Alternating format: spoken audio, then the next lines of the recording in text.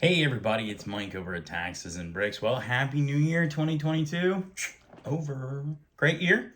2023, just beginning. And I wanted to just kind of, I don't know, a little recap on what's been going on and end of my year, and also a little recap on the channel. 2022 was the inaugural year for the channel here for Taxes and Bricks.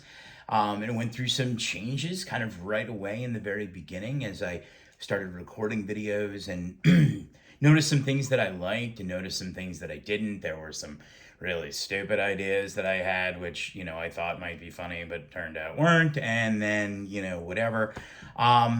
So yeah, I mean, it was a great year. Started off basically, I think January 1st, 2022. So about 365 or so days ago, with my first video about saving your receipts. One of my actually most popular videos, probably because it's been up the longest, and but also I think the information was good. So I'm actually gonna do that video kind of again, kind of a reboot, if you will, to kind of show you sort of in a full year what I've collected receipt wise and how I handle them, again, just to kind of refresh everybody's memory. But I think as of today, we're at 178 subscribers, which is incredible. I mean, I didn't even think I'd get to 100, honestly.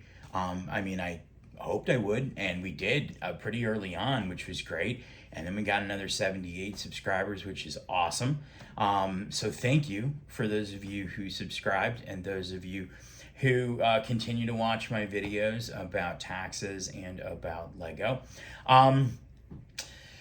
Yeah, and the year was great. A little hectic with the kids and, and Christmas presents and all of that kind of stuff. And we had a little kind of false start to Christmas in the sense that we were all packed up and ready to go. And then we were headed out of town, and then somebody who was where we were going to go got the COVID. And so we delayed our trip, but made it down. And the kids got to spend a little time with the grandparents and aunts and uncles and cousins and all that good stuff. So it was really great. And we were real happy about that. But anyway, I got some cool stuff for Christmas. I got a Lego gift card, which is awesome. Yay. And let's see, what else did I get? I got one of those coffee mugs that keeps your coffee hot. It's got like a battery in it. Oh, I love that. And it's a travel mug, so I can drink it in the car on the way in.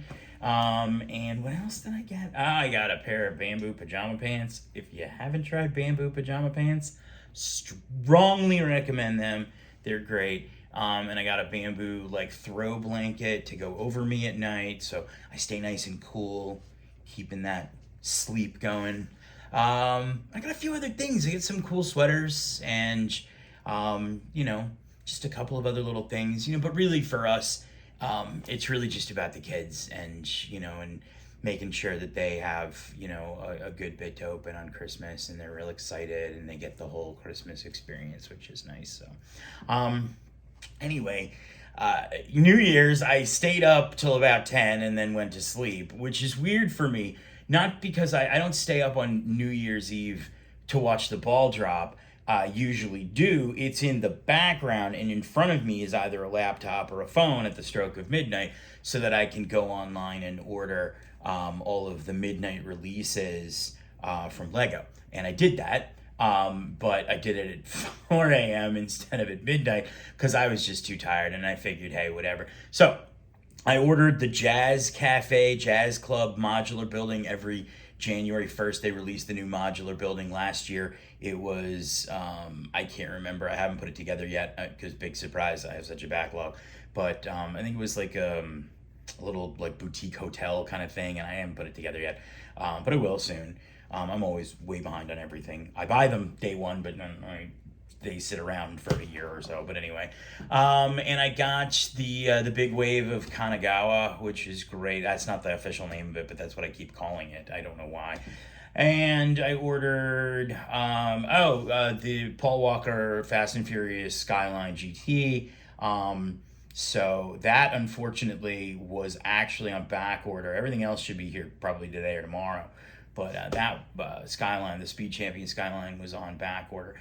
And then yesterday or the day before, they released a ton of other kind of sort of future sets coming up real soon. So we've got a ton of Technic cars coming. There's like a Ford GT, which I think is going to be a decent size. It's like 1,200 pieces.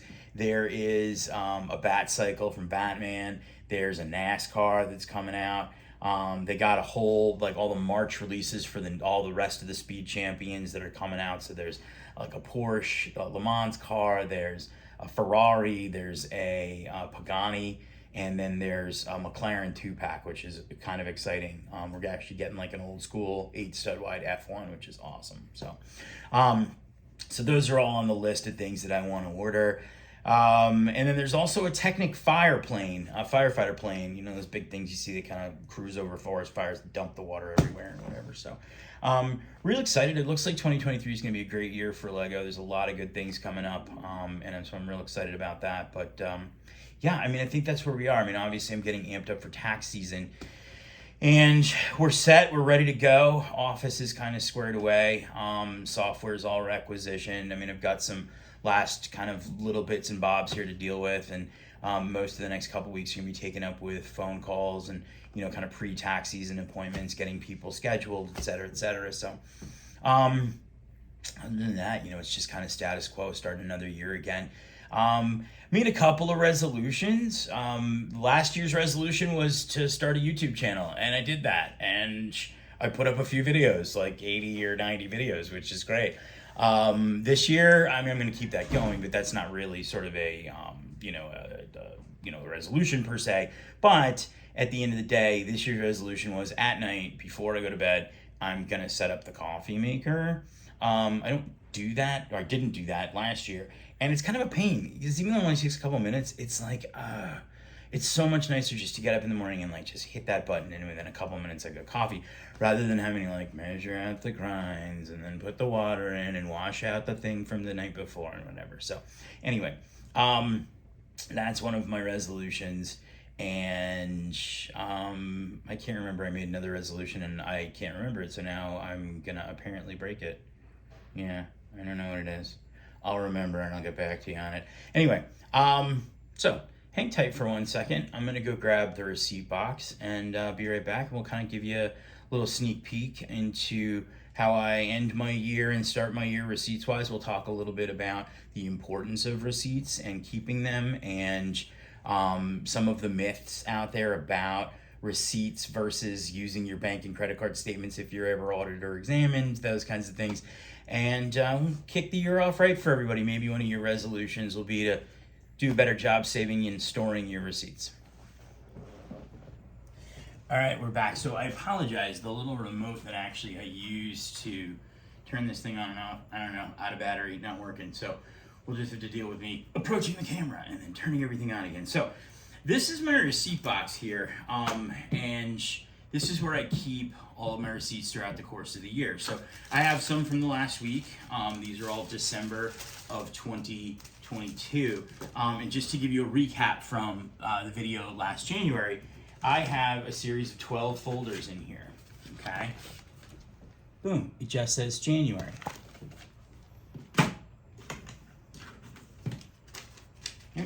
Can't see it because this receipt's sticking up, but that one says February. Yay, excellent. Okay, so you get the picture. There's 12 of them, one corresponding with every single month of the year. And I just take my receipts from that month and I put them in. So, got a bunch of receipts from December, go all the way to the back. This is the December envelope. Now this isn't like the just labeled by month.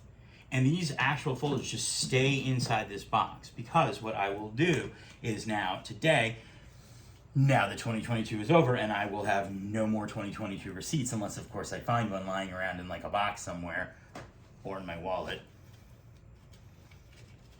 Nope, nothing in my wallet. Okay, is I will take the January folder out, okay? I will take all of the receipts for January of 2022, okay?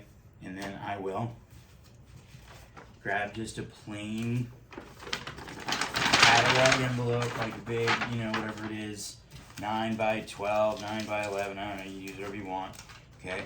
And I just slide the receipts in like this, okay? here's January 2022, and then what I will do is, let me get my trusty but crusty Sharpie marker. Jan 22. Boom. I'll do the same thing for February, March, April, May, June, July, August, September, October, November, December.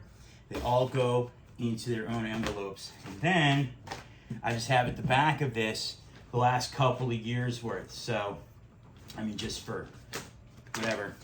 This is all of 2021. January, February, March, April, May, June, July, August, whatever. Now they're in here. They stay in the dark. They stay in a cool place. So even if there's like a thermal receipt that's going to disappear, they're usually pretty good. Now, I mean, if I'm worried that something's going to disappear, I'll just run it through my scanner and create a PDF and just print out and have a, sort of laser printer copy of it. I usually do that if I notice after a couple of days of being either in my wallet or in my desk or something like that, that the receipt is starting to fade already. Something else I do, see, I already have a 2023 receipt. So that's actually going to go right in my January folder for 2023, and it's going to go right back in the box. Real simple, real easy, okay? One of the other things I do is that here at my firm and throughout the course of the year, sometimes people will give me checks, okay? So one of the things that I do is at the end of the year, I just keep all the checks because you're supposed to keep them for a period of time anyway. I usually keep them about a year. I don't know, like I think the bank rules are like 6 months, maybe 90 days. I don't know. You check with your bank to find out. But I just keep them all in here for a year, okay? And so then when I put away the 2022 checks in this box, okay, I will go ahead and shred all of these because at this point, they're well over a year old, okay? And those will just go in the shredder. And then I'll just start a new envelope for the 2022 checks, and I'll just keep those for a year and whatever. I mean, it's not, Ocean's 11 thievery proof, but this has got a locking system to it, and then I keep this actually behind lock and key. If for no other reason than just, because these are checks and they've got people's account numbers on them and things like that, and I just try and keep them secure, and you should too. Somebody's going to entrust you with account numbers and things, you want to do that. So, yeah, really simple system. So why are we doing this? Why am I doing this? Well, I don't ever anticipate being audited or examined. I mean, I guess it could happen. It's not a very common thing. You're not going to find in your life, in most people's lives, that they're ever audited or examined by the IRS. And while there's always talk about, audits are increasing or it's going to happen more frequently or whatever, it's really kind of a rare thing. And that's not to say, again, that it's not going to happen. And in my life, I always try and, kind of hope for the best and prepare for the worst. And this is my way of preparing for the worst, in the sense that if the IRS ever came in and decided, hey, listen, we want to audit or examine your personal returns, or we want to audit or examine your business tax returns, or whatever it is, one of the first things that they're going to ask for is receipts, invoices, bills, to back up all of the expenses that I said were legitimate tax deductions on my tax return. And if I have these, and it's true that they're legitimate, which they are, then I'm good to go. If I don't have these, then how is it that I prove to the IRS that when I went to Target and bought, a package of printer paper and a box of pens and a pad of paper and a new laptop or whatever, which you can all get at Target, how do I prove those were actually what was purchased at Target? I mean, I could point to a bank statement, sure, a credit card statement, and I could say, look, I went to Target, I bought $400 worth of stuff, and the IRS is going to say, yeah, but how do we know you didn't buy $400 worth of potato chips?